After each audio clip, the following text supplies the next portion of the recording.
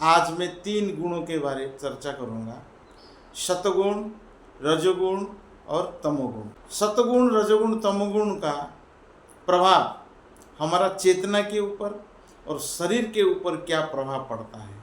श्रीमद् भगवद गीता में भगवान श्री कृष्ण 14वें अध्याय में बताते हैं, जब मनुष्य में सतगुण का वृद्धि होती है, सर्वद्वारेषु देहेस्मिन् प्रकाश उपजायते, ज्ञानम यदा तदा विद्यात् विवृद्धम सत्वम इति उत।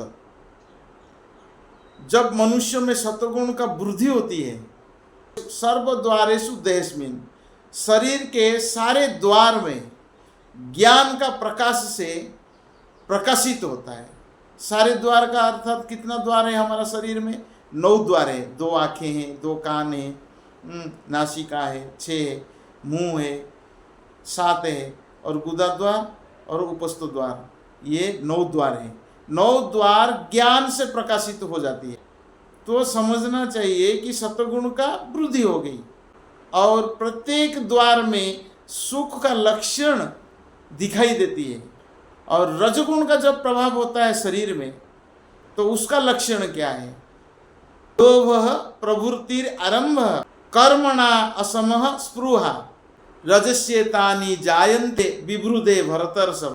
जब मनुष्य में रजोगुण वृद्धि हो जाती है, अत्यधिक आसक्ति, सकाम कर्म, अनियंत्रित इच्छाएं और लालसा प्रकट होते हैं। रजोगुणी व्यक्ति कभी भी संतुष्ट नहीं होता है, अपना पद को बढ़ाने के लिए लालायित रहता है। मकान बनाना, महल बनाना, दुकान बनाना, मन में सदा सर्वदा चिंतन करते रहता है और इंद्रिय तृप्ति के लिए अत्यधिक लालसा रहता है। इसका कोई सीमा नहीं है और वो सदैव अपना परिवार के बीच अपना इंद्रिय तृप्ति करना चाहता है और इसका कोई अंत नहीं है। जिस मनुष्य में ये सारे लक्षण दिखाई देती है तो रजोगुणी प्रवृत्ति के व्यक्ति है। और तमोगुण मनुष्य में कैसा प्रभाव डालती है?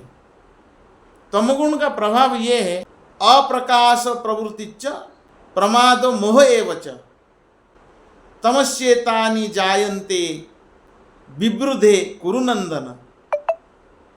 जब मनुष्य में तमोगुण वृद्धि हो जाती है, अंधेरा, जड़ता, प्रमत्तता तथा मोह का प्रकट्य हो जाता है।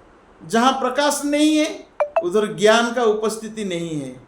तमोगुणी व्यक्ति किसी नियम में बंद कर कार्य नहीं करता, अपना मनमानी कार्य करता है। उसमें कार्य करने की क्षमता नहीं होती है और वो परिश्रम करता ही नहीं है। उसको मोह कह लेता है।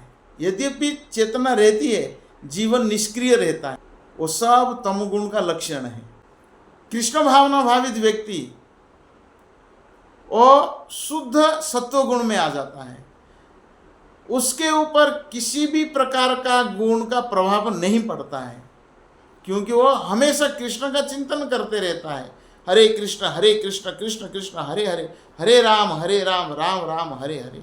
वो हमेशा तत्पर रहता है, कृष्ण की चिंतन कैसा करो, कृष्ण का नाम जप कैसा करो, सेवा में तत्पर रहता है। उससे किसी प्रकार गुण का प्रभाव नहीं होता है, क्योंकि जब सच्चिदानंद भगवान कृष्ण के ऊपर गुण का प्रभाव नहीं होता है तो उनका शुद्ध भक्त के ऊपर भी किसी प्रकार के सत्वगुण, रजोगुण, तमोगुण का प्रभाव नहीं पड़ता है।